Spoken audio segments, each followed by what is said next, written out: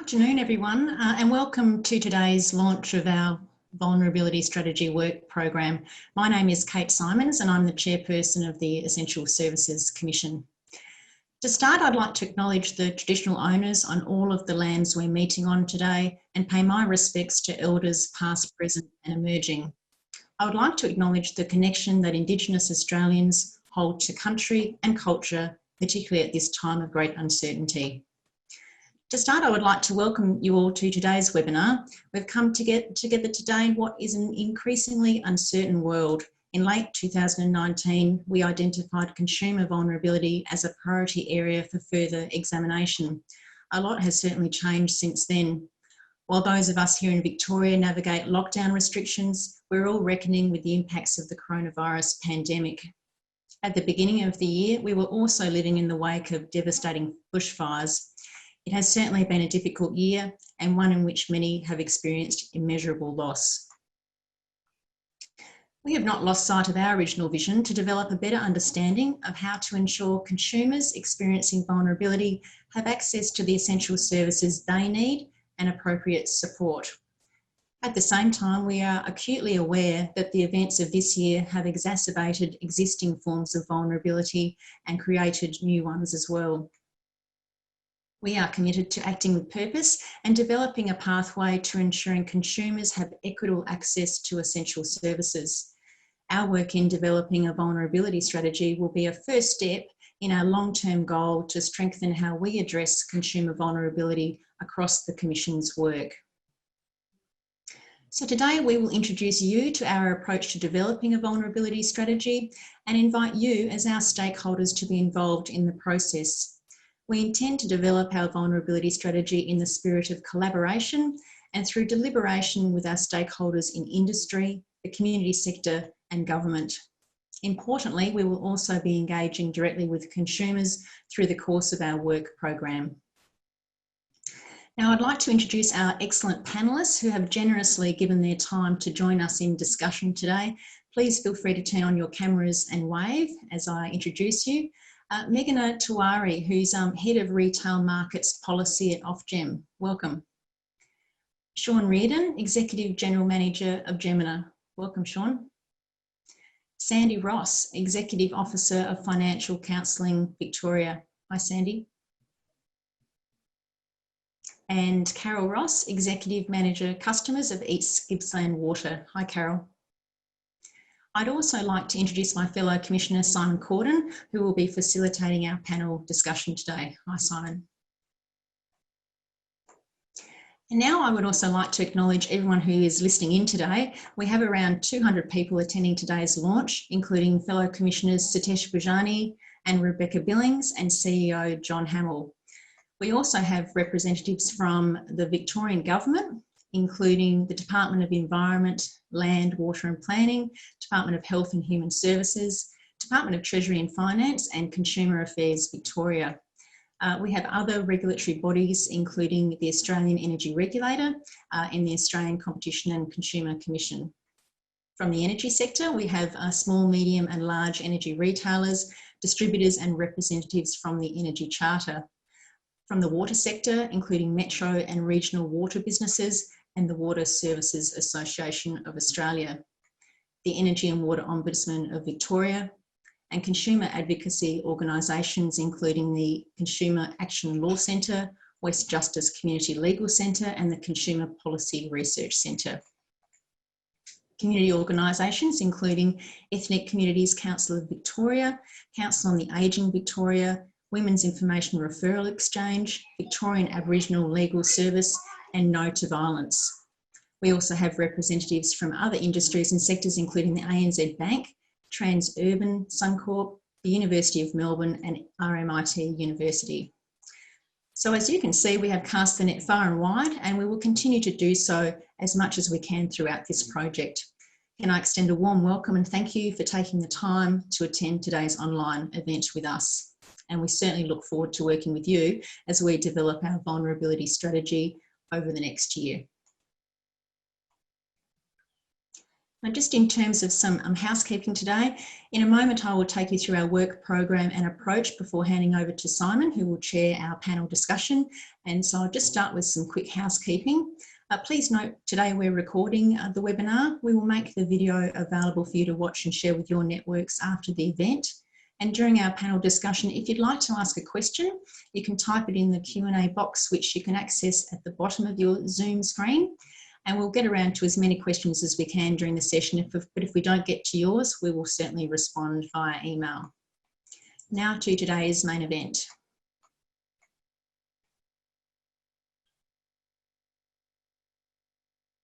So today I'm quite excited to formally launch the start of our work program to develop a vulnerability strategy. And the team has been working on the foundation for this for a while. They've been talking to many of you, doing their research, and today we're putting out an approach paper which sets out how we plan to go about developing the strategy and, importantly, how you can contribute to this work. To start, our vulnerability strategy will have two very important elements. It will draw on evidence to define vulnerability in a changing economic environment. It will bring the voices of consumers experiencing vulnerability to our regulatory processes. To be published in mid-2021, the strategy will seek to provide a contemporary definition of consumer vulnerability and identify measurable and achievable outcomes across our regulatory functions. And this will set a pathway for us to take a consistent and coordinated long-term approach to supporting consumers experiencing vulnerability and ensuring equitable access to essential services. To develop this strategy, we have identified three intersecting streams of work. The three streams will inform our vulnerability strategy: research, engagement, and thought leadership and capability building. And these work streams will help us establish a problem definition.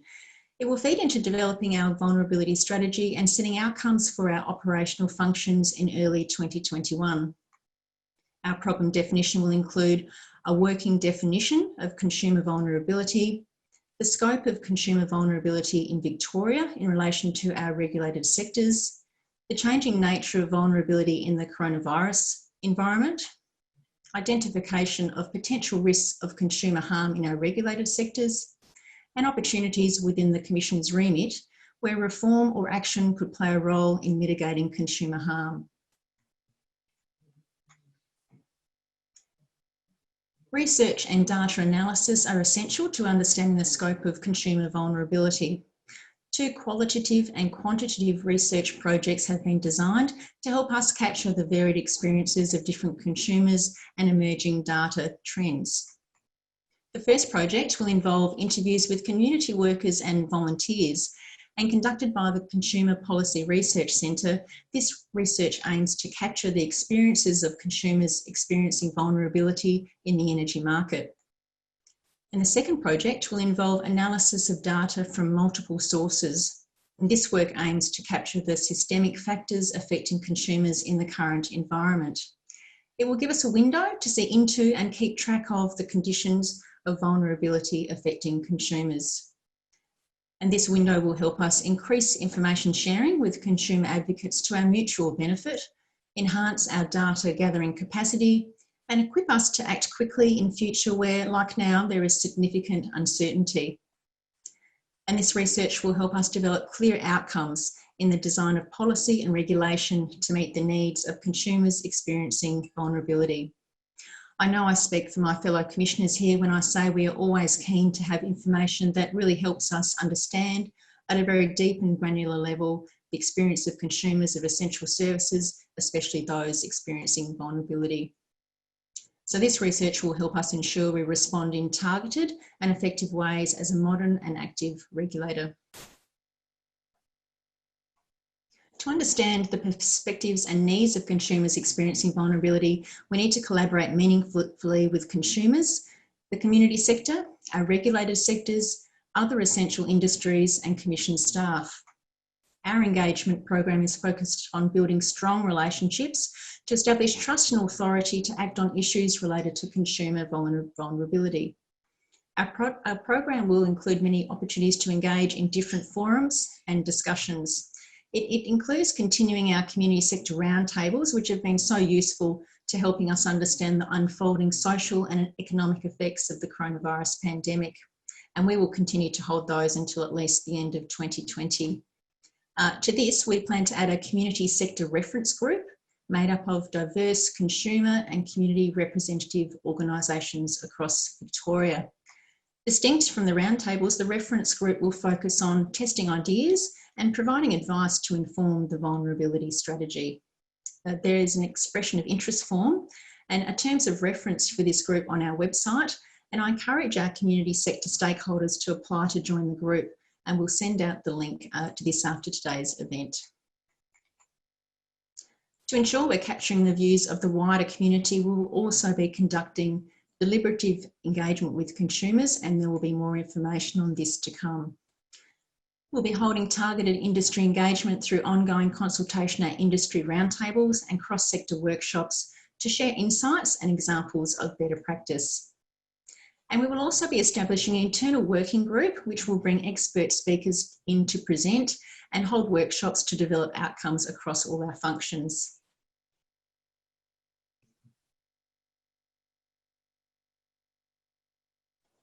Finally, this project offers an opportunity for the Commission to continue to demonstrate thought leadership in this area. I'm very proud of the reputation the Commission has developed in recent years for being innovative and resourceful in tackling some of the most difficult questions facing modern regulators. So from our award-winning work on the Primo water pricing framework to payment difficulties in energy and family violence, our approach is grounded in working closely with the sectors we regulate, affected customers, as well as those who support them. So to deliver on this objective, we'll be working on 2 guiding frameworks for engaging with consumers experiencing vulnerability. This work will deepen our understanding, build our capability, share better practice, and ensure any regulatory instruments or guidance is firmly embedded in a solid understanding of the issues. So this stream will produce guidance for working with victims, survivors of family violence, developed in partnership with Domestic Violence Victoria, and guidance for sensitive and appropriate engagement with consumers experiencing vulnerability, developed in partnership with the University of Melbourne's Social Equity Institute. And through this work, we will continue to share insights and build knowledge in a collaborative and inclusive way. So the insights gathered in our research and engagement program will inform our problem definition, including a definition of consumer vulnerability and priority areas of focus. And this will help us identify the most significant potential risks to consumers in the marketplace. Using this definition and emerging themes and risks, we will work in partnership with our stakeholders to identify measurable and achievable outcomes. And these outcomes will give us a long-term pathway that will inform the Commission's future work. So in developing our approach, we have considered the context of the current environment, and this includes the changing expectations of regulators, our role in responding to consumer vulnerability, the broader policy context, and the increase in focus on consumer vulnerability among regulators in the UK and Australia. And as recent Royal Commissions have certainly shown us, when things go wrong, the community can be very critical if a regulator fails to hold businesses to account, especially where vulnerable members of our community are affected. As the last 6 months has shown us, there is an expectation that when things get really tough, the regulator is both willing and able to step in and do what is needed to protect the long-term interests of consumers. And we have responded to the crisis in meaningful ways, including updating our consumer protection codes to ensure appropriate protections for consumers experiencing vulnerability. We've also provided data and advice to the Victorian Government to develop initiatives to support consumers accessing essential services. And we've paid a particular attention to an increasing focus on consumer vulnerability by regulators in the UK and Australia. And these regulators, including Ofgem, one of our panellists today, who published their first vulnerability strategy in 2013, have led the way for regulators in embedding consumer vulnerability in their work.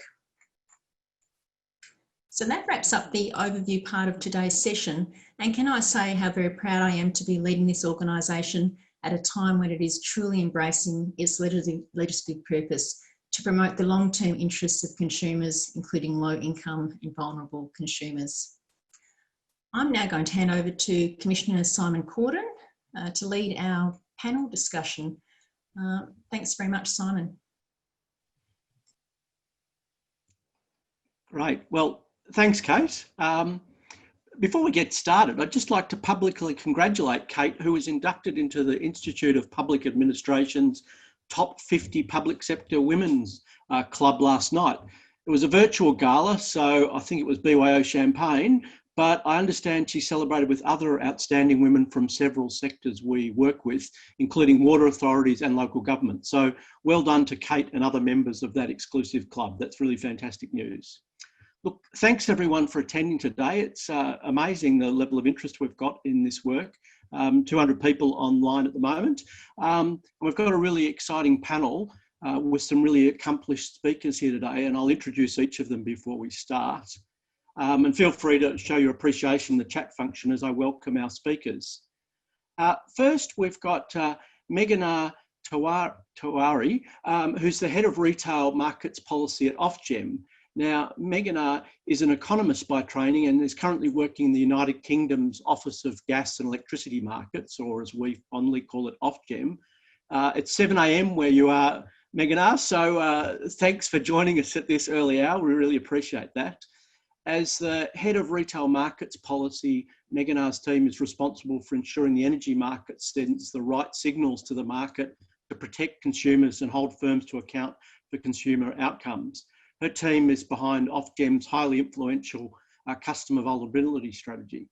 So really appreciative to have you here. And before joining Ofgem, Meghana worked in developmental finance in India. So welcome today. Secondly, we've got Sean Reardon, who's the Executive General Manager for Geminar. Now, Sean has over 25 years experience in the energy industry and currently has oversight of Geminar's electricity distribution business with responsibility for strategy, commercial, regulation, customer services, asset management and network operations. Sean has qualifications in marketing, mechanical engineering, and is a graduate of the Australian Institute of Company Directors. So welcome, Sean. Great to have you here. Next, we've got Sandy Ross, who's the Executive Director of Financial Counselling Victoria, and he's been in that role since 2017. That's the peak professional body for financial counsellors, establishing and maintaining professional standards for financial counsellors in Victoria. Financial Counselling Victoria also advocates on issues encountered by financial counsellors in their work with vulnerable Victorians. So welcome, Sandy. And last but not least, we've got Carol Ross, no relation I'm told, who has qualifications in commerce, frontline management, finance and human resources. And she's the Executive Manager Customers at East Gippsland Water and has more than 25 years experience focusing on customer experience, support and satisfaction. So thank you for joining us from East Gippsland, coming inside, given the freedom you've got to do whatever you like in beautiful East Gippsland. So thank you, Meghana, Sean, Sandy and Carol for bringing your expertise and insight to us today. We really appreciate you making the time. So how can consumer vulnerability, the role of regulation in addressing consumer vulnerability, and what are organisations doing to support customers and their staff through these difficult times? Economic regulators are increasingly looking at what they can do to address issues relating to consumer vulnerability in their sectors. To my mind, this is relatively new. When I started out in economics in the early 1990s, the assumption was that economic policies promoted growth and social policy makers addressed inequality. That's changed dramatically over the last decade, I think, and bodies like the IMF, the International Monetary Fund and the OECD have highlighted that addressing inequality is good in itself, but also can foster inclusive growth. And I think in this area, the UK has been a leader, and Ofgem first developed its vulnerability strategy back in 2013, and that's currently in the process of being reviewed. So I'd like to have first a question for you, Meghana. At Ofgem, your areas of work include both consumer vulnerability and innovation. you tell us about what you see as the interactions between those two areas? Yeah, firstly, thank you for having me. It's a real pleasure and honor.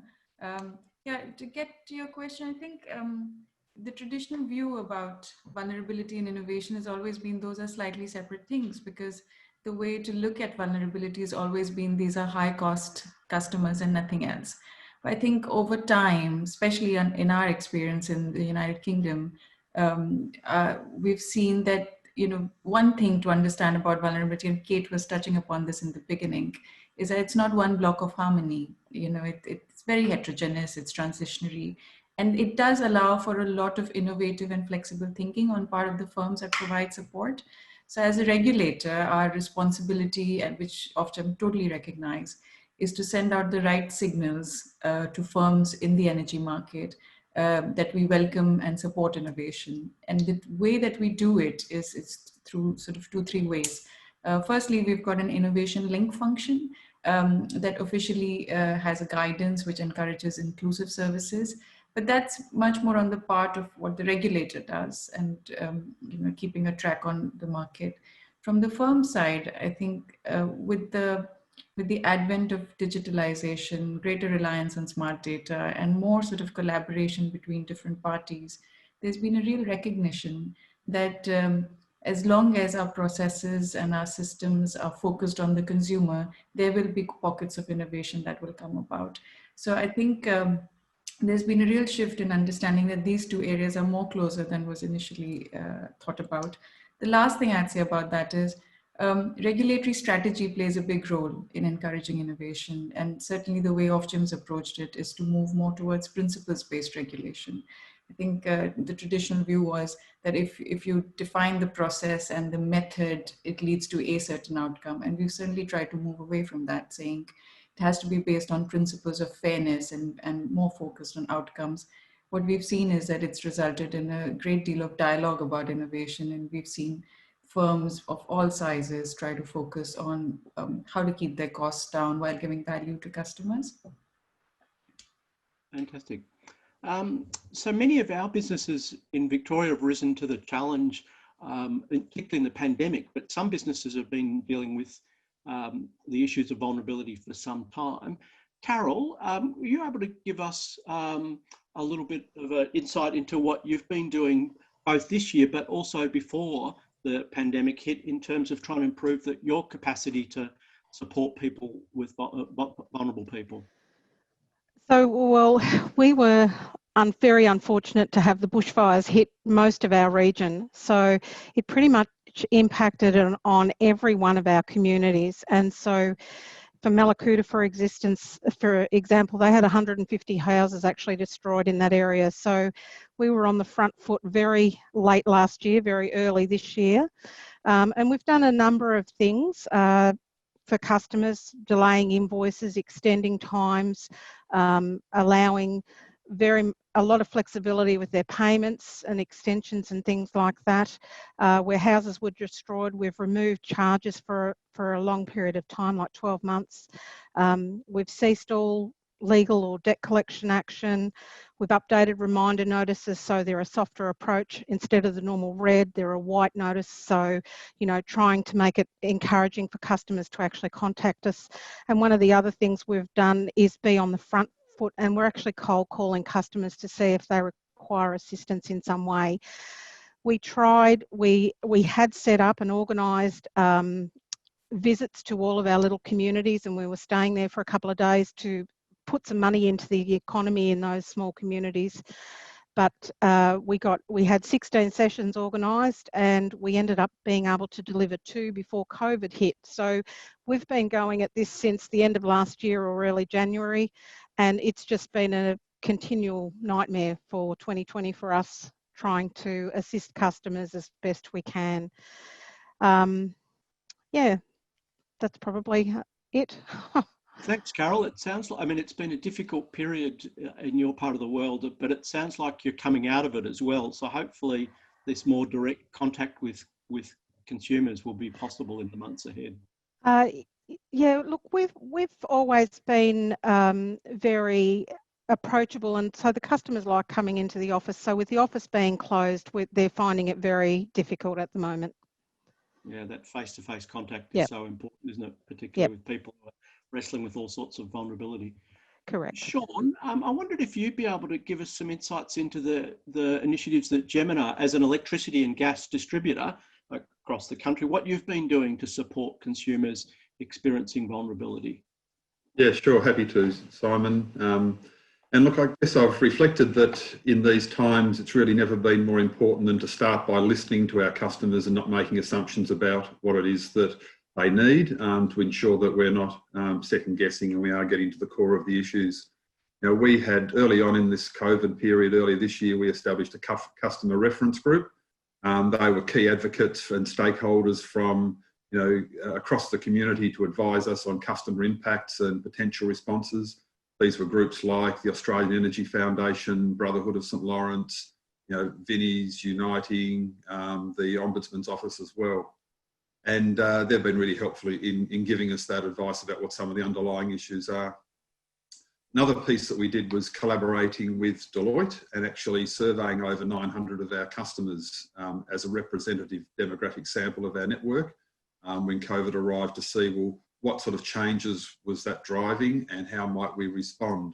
And, we found a few interesting insights from that. We found that almost half of those customers that we'd surveyed had a decline in income and were really concerned about their ability to pay their energy bills. And it was almost 80% that had not been contacted by their energy retailer in the event that they couldn't pay their bills. So this supported us in recognising that many people didn't know how to contact their energy retailer, which is sort of the first port of call. And particularly if they were in the case where they were facing financial hardship. And this formed the basis of the Energy Charters campaign. We had a We've Got You campaign, and Gemma is a member of the Energy Charter. And that was promoted by us, all parts of the industry. And I guess it just had a simple message, which was encouraging customers in trouble, contact your retailer, there's support and arrangements that can be made. But some other things that we've found, people have been struggling with homeschooling, of course, due to being digitally poor. And our business, something we did was donate 300 laptops across through Vinnie's and Brotherhood of St Lawrence to help those people that were struggling through this time. But probably the key concern that we have is that as customers of, people have moved to work from home, there's a lot more activity in their home residence rather than in businesses. We're finding home consumption levels for electricity are around 20% higher than they perhaps were a year ago. And so we've introduced a few things there to respond to what our customers are feeling. We're sending SMS alerts to residential customers where they're consuming over, say, a threshold of 30% more, so that they can be prompted around what their consumption habits are and become alerted to it rather than just get a surprise when the bill arrives. We've also used some analytics to look at customers with historically low usage who've experienced further declines, which may be an indication of further social isolation or disadvantage for some of those customers as well.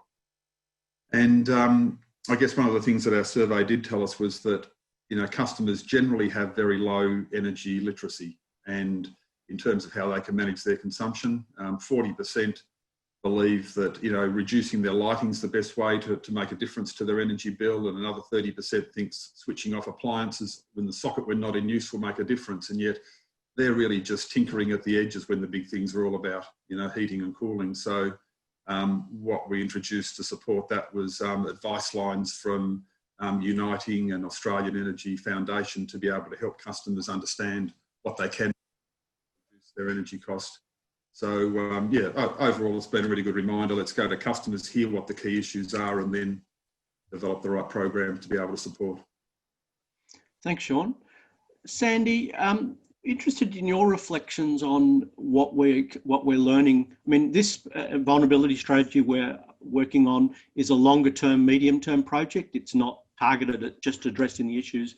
Hopefully that the pandemic will be short term.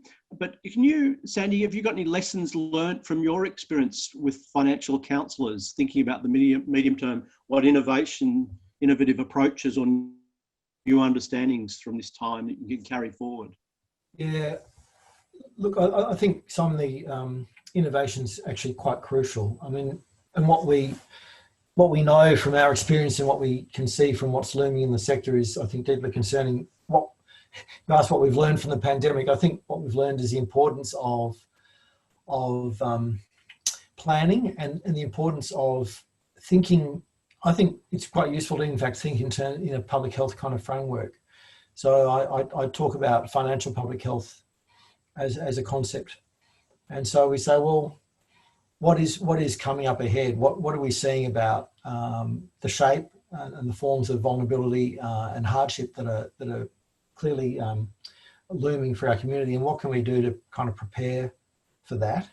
And I think we've got some opportunities at the moment before things get really bad to maybe think this stuff through. So I think these sorts of events like today, and certainly what the ESC is doing with this strategy is actually really important.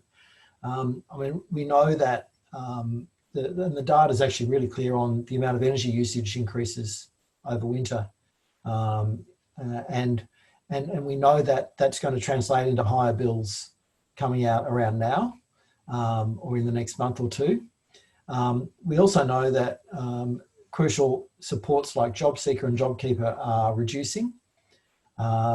We also know a whole lot of things in our sector about the ways in which banks and other large creditor organisations are trying to handle and deal with these issues. And the problem that the moratoriums that were put in place first up back in March, April, and have now been extended a little bit further, can only go for so long. They're only temporary, and even worse than being temporary, they're liable to potentially leave people in an even worse position if the fundamental shape of the debts that they have kind of just keeps increasing over the period. So we know a bunch of those sorts of things. We know something about the numbers involved. We know that there are literally, I think it's hundreds of thousands of mortgages that are being put on moratoriums. We know that what is coming in terms of the shape and the forms of hardship is on a scale that we haven't dealt with before, and it's going to take different forms, and there's going to be different people affected. And all of those things, I think, point to just the importance of new thinking about these issues and new engagement, certainly with our sector and with industry. And so we're looking now at engaging sort of hardship forums to start some of this planning and thinking through how industry can respond more effectively and appropriately to these challenges. But I mean, these are very kind of scary kinds of problems and prospects. The last thing I'd say is just that in all of this, it's a very important thing to kind of think carefully about empowerment and respect for consumers. It's very easy in these sorts of processes that we're engaged in here to sort of, if you like, render people as objects of policy. And it's really important that we maintain the kinds of engagement that empower people and enable them to take control of their lives. Thanks, Andy. Megan, just reflecting on that, we're obviously very focused on the pandemic and the economic consequences, but really it's been much more severe in the UK than it's, our experience has been very minor compared to the terrible challenges that you've faced there. How is having done this vulnerability strategy several years ago, how has that better prepared you to manage the current issues? Not a question without notice, but I just wondered, as you heard the reflections of us poor Australians suffering a small pandemic. No, I think suffering of any kind is not small in this environment. So no, that's a really good question. I mean, we've actually been reflecting on this ourselves because, the macroeconomic situation keeps changing, even though it's getting worse and so on. We updated our strategy in October last year, and I think in some ways we were set up pretty well to look at we sort of reviewed our consumer protection frameworks. We looked at 2-3 things in this process. We looked at what's really going to change in the next 5 years. The current strategy has a 5-year framework. So it looks at digitalization, decarbonization, and decentralization. And I think in that sense, obviously, a pandemic is a statistically significant occurring, so you really cannot plan for a pandemic. But what it does tell you is how robust your consumer protection framework is. What really helped us is that we had in place within our consumer protection framework principles of fairness. So in a pandemic, being a firm, what you really want is flexibility to provide support in the manner that's best suited for your business and best for your consumers. So, not having their communications and so on certainly helped us. We have to recognize one is the impact on consumers in terms of affordability, engagement, and other risks. And then some consumers will find themselves to be in a vulnerable situation where they've never been before. So it's also trying to understand that moving picture. And a firm that has invested, or a supplier or energy company that's invested in good, smart systems I've engaged with a lot of suppliers during this process. And certainly the ones that have managed to keep their costs in control and keep their sanity intact are the ones that have invested in good, smart systems over the years. And the ones that have really struggled are the ones who've not used that as part of their business strategy. So certainly our push for greater accountability, having a framework that's just come into place a short while back has certainly put us in a really good situation. But as you're rightly saying, I'm not certainly trying to say, all risks covered, nothing to be worried about. What I am saying is that certainly the lessons that we are learning in terms of how do you balance consumer protection with a healthy, thriving, competitive market remains a challenge for us, as I'm sure it's for you guys there. So it's really been insightful. The two immediate learnings I would say is that we're going to push more and more for firms to really take a hard, long look at their data strategy and how they try and create systems that identify those that need most help, because the greatest cost leakages come when you're not quite, you're collecting data, but you're not really collecting it in a sensible way. And that creates issues for the regulator as well, because you can't really track the market in the way that you want to. So I'd certainly say that as you develop your strategy, one of the important focus areas should certainly be on having a robust analytical framework and seeing, well, how is it that you're going to report and track the market through consumer research, dialogue, and firm data. So yeah, that's my view. Fascinating. That's really interesting. Sean, I think you made some comments about the fact that you're using because in Victoria we've got smart meters at every house, which gives you a pretty rich sort of understanding of what's happening at the household level. Do you have any reflections on how you're using that data, Sean? Yeah, it's been incredibly valuable to have some real insight about which certainly sectors, which type of postcodes in our area are facing vulnerability, and understanding where the changes in the use of our product have been. So where we do have customer information, we typically are able to communicate with up to about 70% of our customers across the network, and many of the things we've been able to do have been about usage alerts where there have been issues and customers might be using more than we would expect. We've also been able to use it in working generally with some of the welfare groups that we do work with across our geographic area, and highlight areas where we're either seeing increased consumption and then promoting some of those services that can be of assistance, like energy advisory lines and helping customers manage their bills. So the ability to target it's really important, but it's also useful from a business point of view. Of course, I won't go too deep into that, but with things like planning for summer, where's our peak demand going to be, understanding where in a localised area we're seeing increased consumption through the changes of the societal patterns that we've got at the moment. That's going to be really useful for us to project forward to when we have summer peaks and we're using air conditioners as to what sort of network preparation we have as well. So the benefits of having that data that Victoria's invested in over a decade ago are really starting to bear fruit in all these scenarios. We're certainly well placed to make more innovative use of that data now, hopefully, as we go forward. Yeah, absolutely. Carol, I wonder if I could throw to you the role of the water sector has worked pretty closely with the ESC in terms of trying to implement initiatives to improve how the water sector addresses vulnerability. Would you like to just briefly outline what your experience has been, how that's worked in terms of, you know, learning from each other, etc.?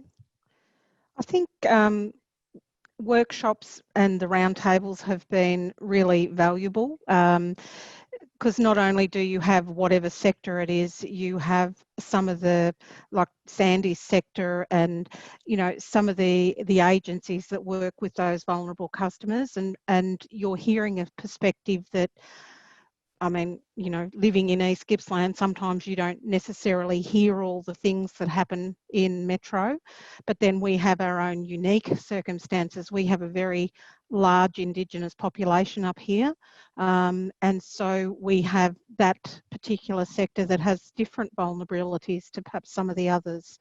So look, it's been a good relationship. It's good to work hand in hand, I think. I know they're a regulator, but it's also been valuable to be able to have input and feedback two ways. Fantastic. And Sandy, have you got any reflections on what you've seen in terms of the business sector working with the businesses that, you know, energy and water businesses, and the community sector working together to support customers? Yeah, I think well, if you take the medium and longer term looking back, I mean, I think those relationships and those processes of engagement have developed and kept developing. I mean, there's stuff that Sean described, for instance, with consumer groups, and there's a whole lot of things like that being instituted. And I know that you know, Carol's organisation does a lot of good work in that space, and that's burgeoned really, and that's been a great thing to see. So there's a base to work off with all that kind of engagement. I think it's really important. I think it's very helpful. I mean, the ESC, I think, is taking much more of a role than it did a few years ago in this space, and I think it's actually really helpful to have this sort of engagement. And have the regulators involved too. And I mean, EWOV is absolutely really well engaged with the utility sector as well. And I think a really helpful player in sort of alerting people to sort of trends and issues that consumers encounter. So I think there's a lot of positives in the frame. Yeah. Yeah, no, certainly that's our experience here. We work closely with EWOV, and they're doing really fantastic work, and it's a great relationship we've got working with them. Megan, I wonder if you could talk a little bit about the role you see the regulators playing in initiating and influencing industry behaviour from a UK perspective. You know, how, what considerations you've had in regard to thinking about how you can encourage businesses to better support customers experiencing vulnerability. Yeah, sure. I mean, as most of you might know, it's quite an informed audience. So I'm not going to repeat what you already know, but the UK energy market has about 60 odd suppliers or so in the domestic sector, and it's about 100 plus if you take the business sector into account as well. So I think particularly with regard to vulnerability, we've been on a journey since 2013, where we introduced the very concept of vulnerability, and we basically smashed the ceiling. We said, you can't really say there are just 4 kinds of vulnerable people. There, you know, it's heterogeneous. There's a comorbidity point, and just as we've been on a journey, so has the industry. And I must acknowledge that, because we both sort of started from a point of view of a tick box approach and reached a place where it was very much about placing consumers at the heart of businesses, and the regulator increasingly moving towards greater and greater accountability in this area.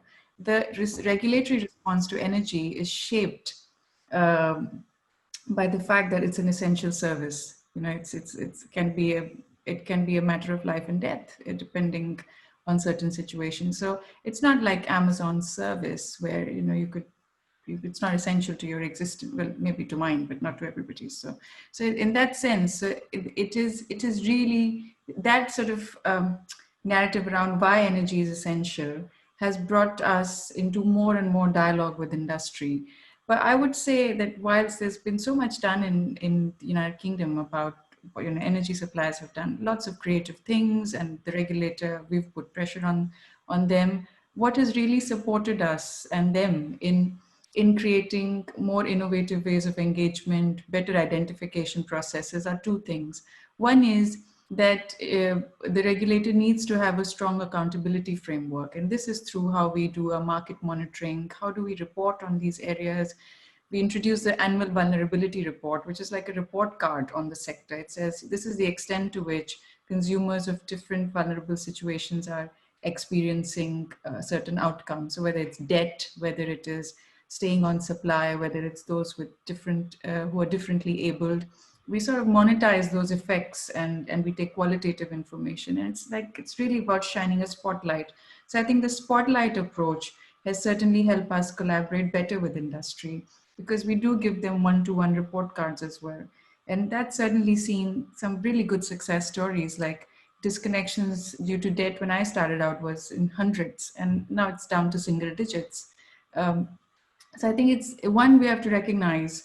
We recognize it is a bit of a journey because these are concepts that have been looked at in very different traditional ways. And B is that there will be room for improvement. There'll be some failures. It's really about having a good, healthy dialogue with industry bodies. The second thing I'd say, in terms of increasing scope for better collaboration and influencing industry, is through cross-regulatory collaboration. We are quite fortunate. We've got a body called the UK Regulatory Network, where all the regulators come together and talk about common vulnerabilities across sectors and how we can collaborate. So I think that's also given us a great deal of opportunity.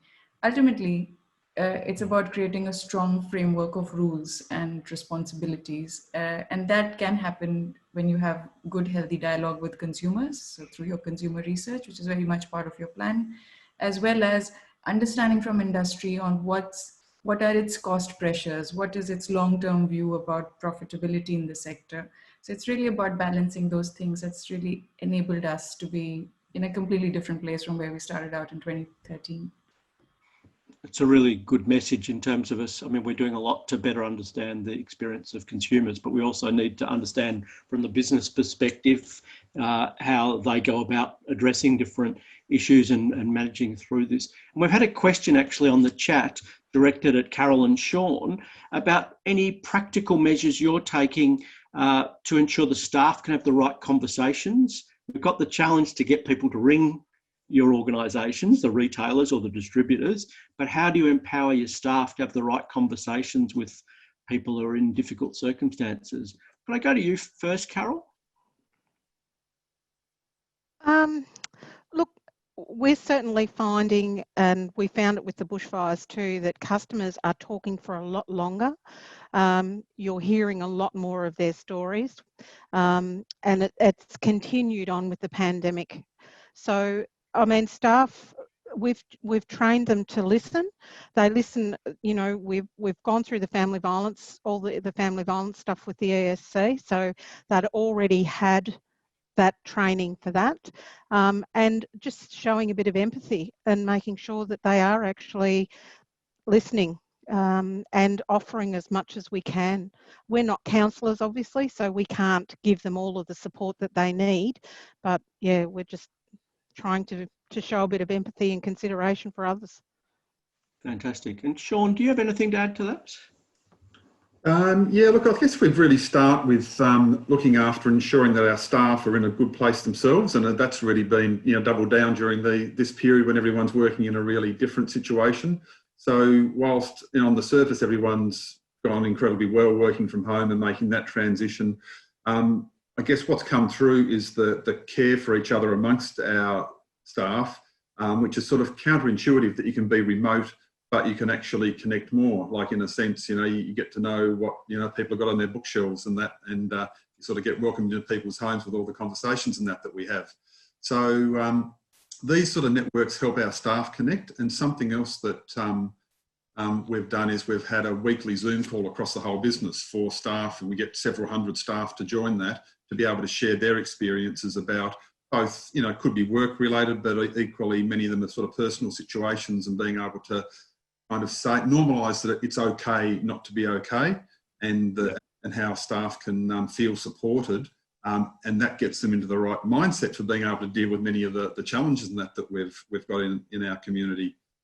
Perhaps just one other thing that we're working with at the moment, and I guess trialling, is helping our employees put themselves in the shoes of the vulnerable. And what we've done is introduced what we've called diversity walks, where a team might come together for an hour, and everyone in that team is assigned a different persona. And whether by age, employment, sexual orientation, you just sort of take on a different person in the community, and everyone needs to then respond to a series of questions from the perspective of that persona. And it's intended as a team activity where everyone, walks or advances depending upon the circumstances that they find themselves in that kind of role play. And we're now sort of adapting that to a virtual delivery because you can't physically do it in a room. But the idea is to put yourself in someone else's shoes, build empathy and compassion about what others might be going through who don't have the same situation that we all find ourselves in. And feedback I've had is that these sessions are proving very powerful, have a lasting impact amongst those that have done them. I've got one coming up in a couple of weeks, looking forward to experiencing it as well. But it's been, like a really positive way of, I think it's a lot of it's about mindset and understanding where others may be coming from, and then being able to share the right empathy at the right time. That's fascinating. I think that comes to Meghna's point about innovation, that this is forcing us to think differently. And even events like this, we weren't doing webinars before the crisis, and I don't think we would have been flying you out, unfortunately, Meghna, for this session. But it's great you've been able to join us. That's been I found that really interesting discussion. And there's I'm sure we could go on for a lot longer, but we're due to finish before 5. So thank you all, 4 of you, for your really insightful input. We've got a couple of questions that we may not have, I don't think we've been able to get to, but we'll send them out and get some answers, hopefully, and forward them to the participants. But thank you for all 4 of you. And Meghna, thank you for joining us at 7 o'clock in the morning. And I know you're juggling little ones as well. So that's one of the things, I think, the observation this period we've seen into everyone's houses and untidy bookshelves and whatever else. So it's been a great experience. So thank you to our panelists today. And I'll now hand over to Kate.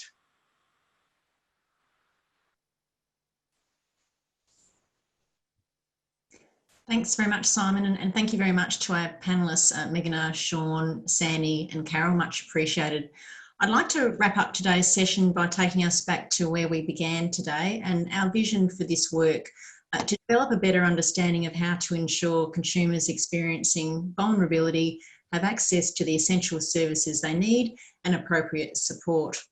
And this would be important work at any time, but it must be acknowledged that this is happening at a time when consumer vulnerability is at the forefront of thinking for everyone. This is both a challenge and an opportunity to make a meaningful difference and contribution to strengthen how we address consumer vulnerability across the Commission's work. And we can't do this without you, our stakeholders. And as I've outlined today, this will be a collaborative process with industry, the community sector and government, and most importantly, with consumers. So please join us on this journey. Thank you very much for your time today, and I look forward to seeing you again as we go forward. Goodbye everyone for today, and stay well.